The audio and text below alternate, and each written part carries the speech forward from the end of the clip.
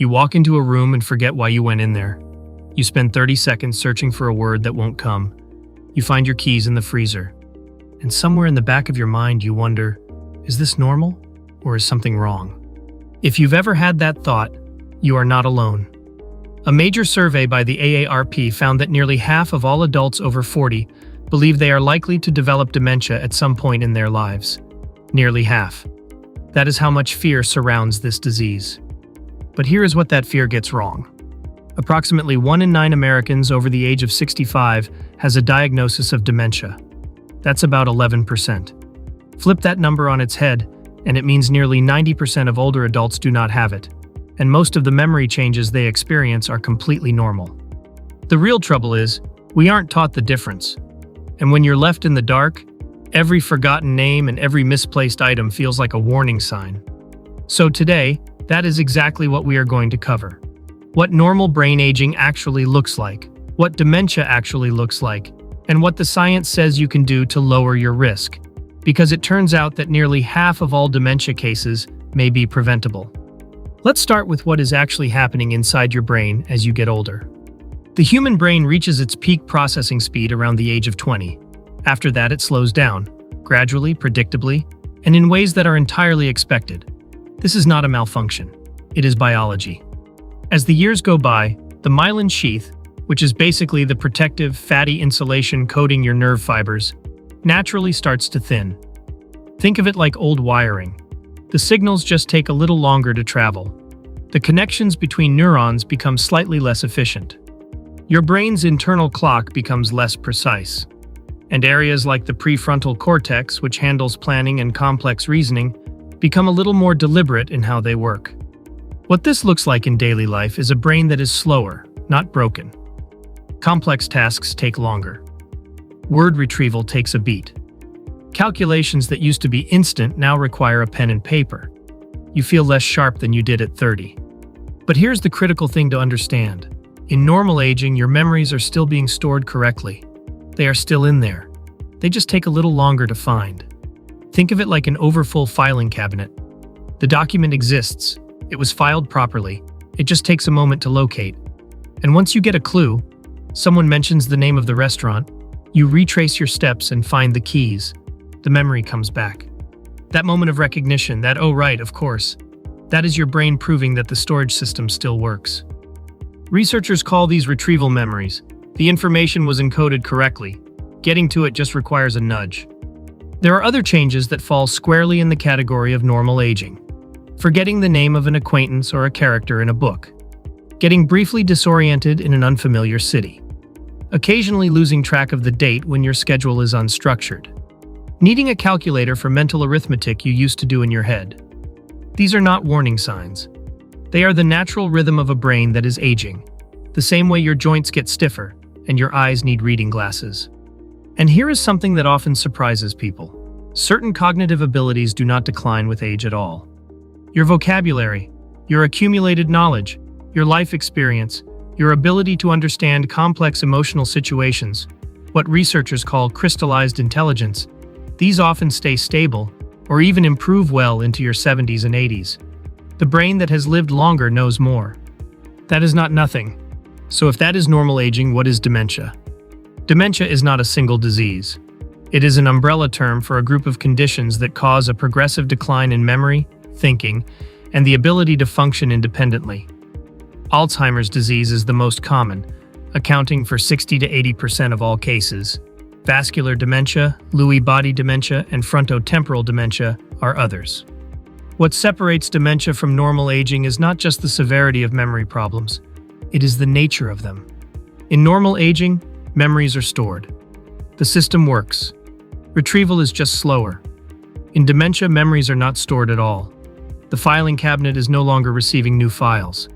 And when the files never go in, no clue in the world can bring them back. This is why someone with Alzheimer's may ask you the same question 5 minutes after you answered it.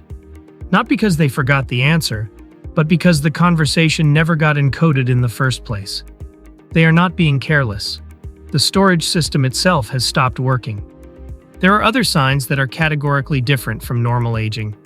Getting lost in a familiar neighborhood, not a new city, but the street you have walked for 30 years, using odd or empty phrases to describe common objects because the word is simply gone, forgetting the names of close family members or childhood friends, a noticeable change in personality, increased suspicion, withdrawal, or emotional volatility that is new and unusual for that person.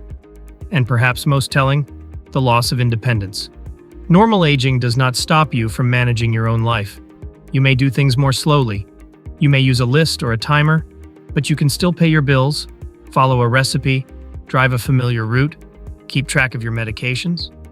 When those abilities start to fail, not occasionally but consistently, that is when dementia enters the picture. The underlying biology of Alzheimer's makes this clear. The disease begins with the abnormal accumulation of two proteins, beta amyloid, which forms plaques outside the neurons, and tau, which forms tangles inside them. These proteins disrupt communication between brain cells and eventually cause them to die. The process typically begins 20 years or more before any symptoms appear, which is why researchers are now focused on the long, silent phase of the disease, and why prevention matters so much. Let me give you a simple way to hold this distinction in your mind. Normal aging is slowing down. Your brain takes more time to do the same things. Dementia is breaking down. The system itself begins to fail. If you can still function independently, if clues bring memories back, if your changes are gradual and consistent, that is normal aging. If you are getting lost in familiar places, if prompts do not help, if daily tasks are becoming impossible, that is a reason to see your doctor. Either way, talk to your doctor if you are worried. A simple cognitive screening can provide real clarity and peace of mind. Now let's talk about the part of this story that most people don't know. Back in mid-2024, the Lancet Commission, essentially the gold standard in medical research, released a massive landmark study on dementia, and what they found is easily one of the most hopeful pieces of news in modern medicine. Up to 45% of all dementia cases worldwide may be preventable or delayable, simply by addressing modifiable risk factors, not genetics, not luck, lifestyle and health choices that are within your control. The Commission identified 14 risk factors across the lifespan. Let me walk you through the ones with the strongest evidence. The single largest contributor is hearing loss, which accounts for roughly 7% of all dementia cases. The connection makes sense when you think about it. Untreated hearing loss forces the brain to work harder just to process speech, leaving fewer cognitive resources for memory and reasoning. It also accelerates social isolation, which is independently harmful to brain health. Getting your hearing checked and treating any loss with hearing aids is one of the most evidence-backed things you can do. High LDL cholesterol, the kind that builds up in arteries, was newly added to the 2024 report and also accounts for about 7%. High LDL promotes the same vascular damage that drives heart attacks and strokes, and that damage reaches the small vessels that supply the brain. Managing your cholesterol through diet, exercise, or medication if needed is now understood to be directly relevant to your brain health, not just your heart. Physical inactivity, obesity, high blood pressure, smoking, diabetes, and depression each contribute meaningfully to dementia risk. And here is what makes this list hopeful. Every single one of these is something you can act on. Exercise, diet, blood pressure management, quitting smoking, treating depression, these are not exotic interventions. They are the same things your doctor has probably been telling you for years, now with an additional reason that hits close to home. The Commission also added social isolation and air pollution to the 2024 list. Staying connected, to friends, to community, to meaningful activity, is not just good for your mood. It is a genuine form of brain protection. Low education in early life accounts for 5%, which is not actionable for most people reading this. But what is actionable is its underlying mechanism, cognitive reserve.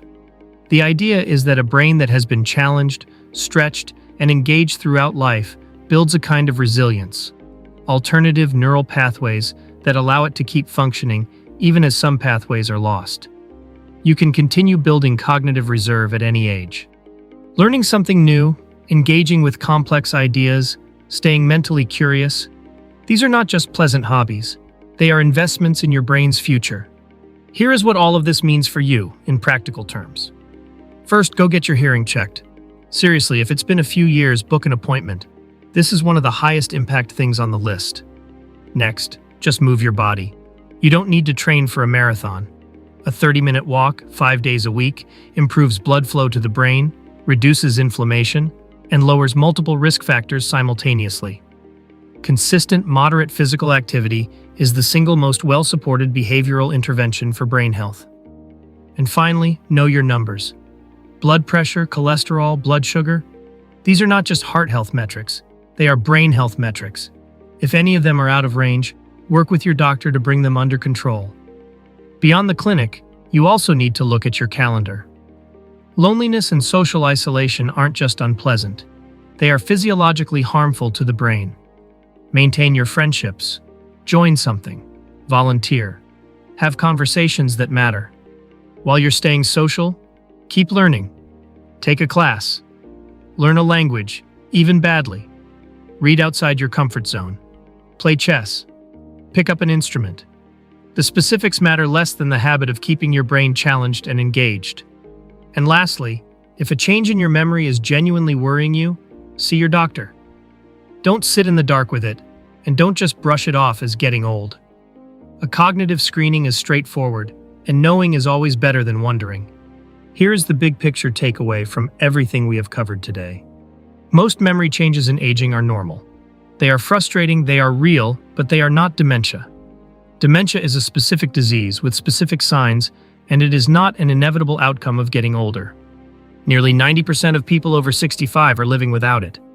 And for those who are at risk, which, given the modifiable factors, includes all of us to some degree, the science is increasingly clear that your choices matter.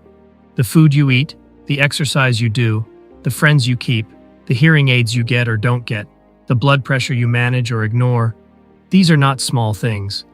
Over a lifetime, they add up to real, measurable protection. Your brain has been working for you for decades. It deserves the same investment in return. Thank you for watching.